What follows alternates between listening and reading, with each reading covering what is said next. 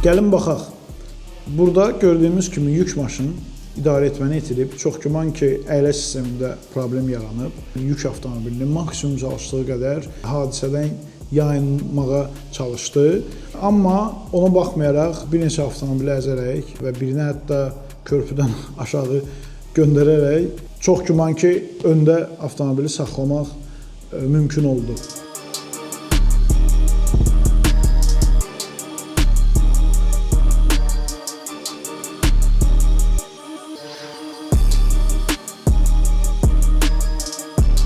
Sadəcə bu momentdə digər sürücülər ümumiyyətcə istənilən halda tələsən avtomobillərə və yaxud da hansısa bir dövlət sayılışan işıqlı yanmış bir avtomobillərə mütləq ki, yol verməyə gərəkdir. İstənilən halda yolda heç kəs sadəcə qanunla bir-birlərini düz çıxartmaq məsələsi deyil.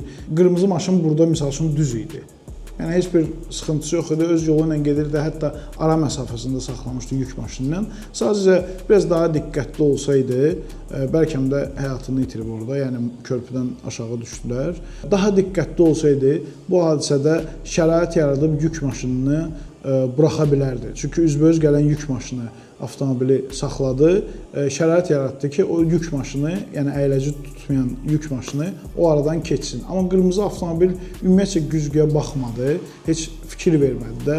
Bundan öncəki videolarda ona görə deyirəm ki, sürücü ümumiyyətcə sükan arxasında 360 kamera kimi, yəni 360 dərəcə hər bir tərəfə baxmalıdır. Yəni bunun üçün orta güzgü var, sağ güzgü var, sol güzgü var.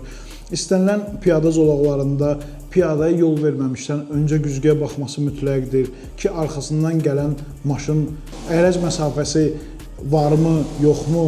Təbii ki, piyadalar da diqqətli olmalıdır. Piyada zolağında yol mənimdir, o demək deyil ki, mən ayağımı qoyub keçməliyəm. Sadəcə ayağımı zolağa qoyub əmin olmalıyam ki, avtomobillər hamısı saxlayıb, ondan sonra yol keçməyə davam etdirməliyəm. Güzgülərdən mütləq istifadə eləmək hətta insan həyatını xilas edə bilir.